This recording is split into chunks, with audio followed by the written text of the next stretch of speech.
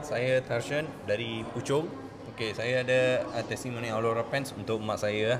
Mak sakit apa? Mak sakit, dia sakit kaki. Dia bawa kaki tapak dengan kaki lutut semualah. Sakit yang macam mana tu? Dia sakit tu kalau dia buat banyak kerja hari-hari, macam dia kalau duduk, once dia duduk dia dah bangun. Sakit kaki sangat. Dari long time lah. Oh, dah lama lah. Dah lama ada. Dia dah memang macam tu masalah. Kalau dia nak sembuh tu dia pakai Minyak. ubat, makan minyak tu minyak atau makan ubat sakit tahan sakit macam tu saja. Tapi dia still ada problem tu.